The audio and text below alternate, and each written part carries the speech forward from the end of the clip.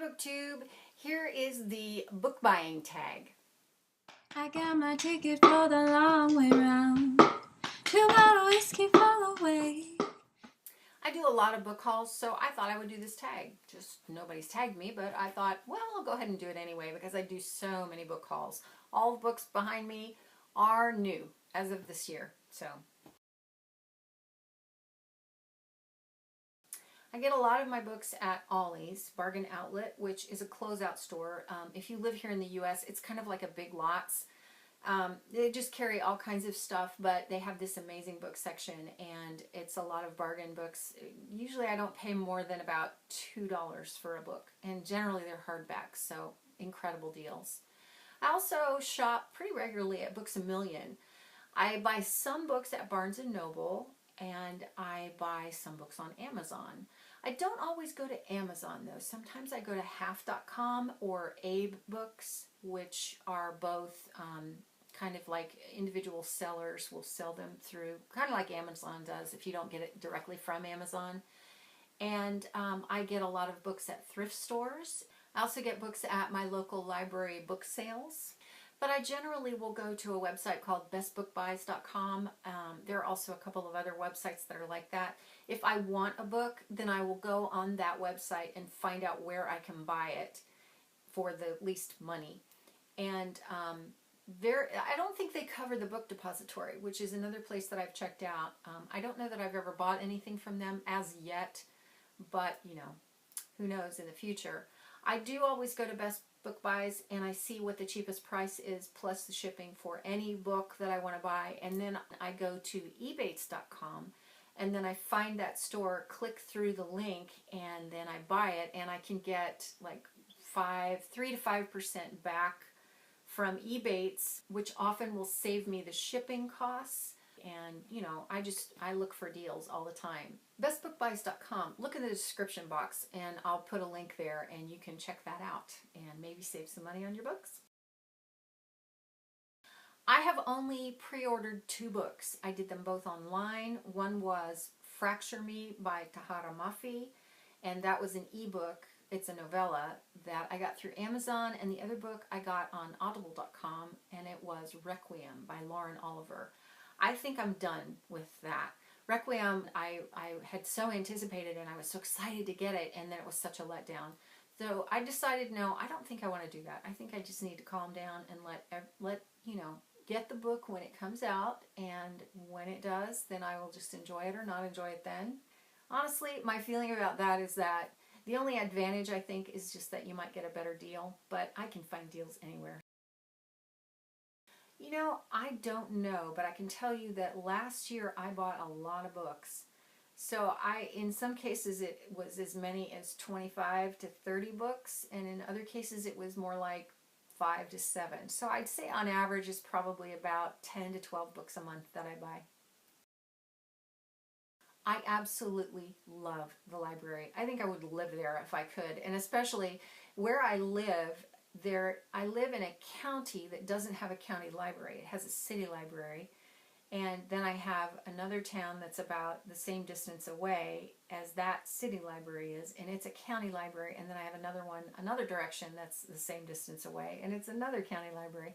So I have 3 that are close to me, and I have a card that is available in my state that gives you access to all the libraries. You do have to pay for it, but you know, I think it's worth it, and I would live at this one library if I could. It's so nice. I love it. Has everything, and it has a lot of books that I want.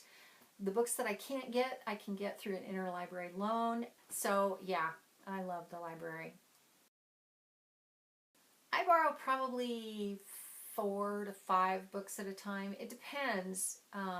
Sometimes I'll run in and just get one because I've had it on hold and now it's in.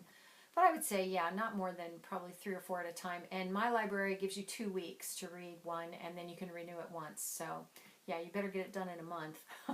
Which, you know, honestly, that should be plenty of time to have any kind of a book read for me.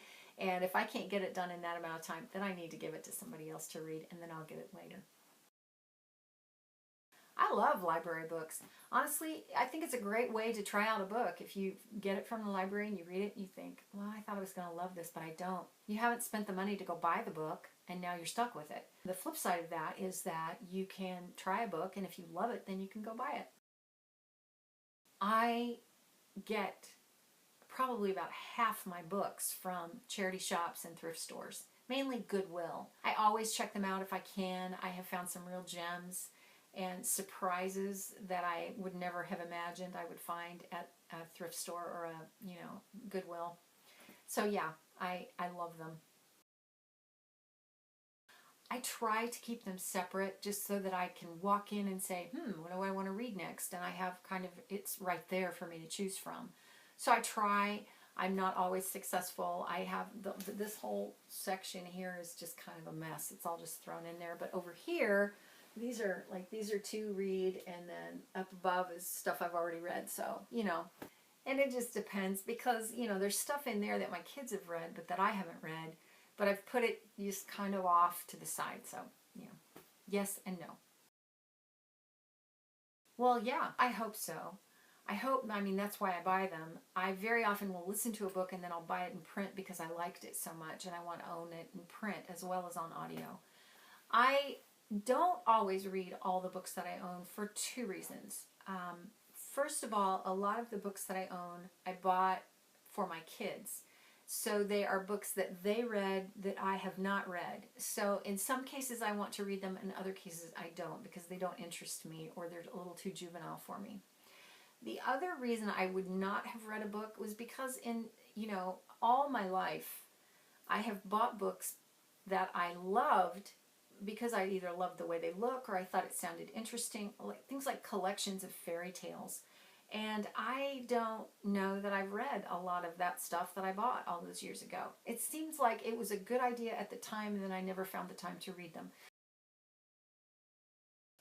I'm pretty ruthless about everything in my house that I don't need, want, use, And same with books. I have gone periodically through, and just weeded out things that I think, why do I own that? I'm never going to read that, or I hated that book, or I don't want that book for any number of reasons. So yeah, I do that and I don't feel bad about it at all. I think if I didn't enjoy it and I don't want it or I don't need it, then someone else needs to enjoy that. So very often I will just give them away to Goodwill. I never just throw books away unless it's absolutely falling apart and you couldn't read it if you tried. I've been known to tape together books that I just don't want to get rid of because I love the book too much. Yeah, absolutely. To libraries, charity shops, Goodwill, other people. I homeschooled my kids for a little while and I gave all those books that were with that to another mom who homeschooled. So, yeah. Have not been on a book buying ban ever. Kind of think that's pointless for me. I'm just going to break it. So why set yourself up to fail? I don't want to. I love to buy books. I will always find money in the budget to buy another book. I just will. Books are a love of mine. I've carted books all across the country from coast to coast and back again, yeah. Do I buy too many books? No, I don't think so. I think, you spend money on the things that you love that are important to you. And I think what could be more important than a book?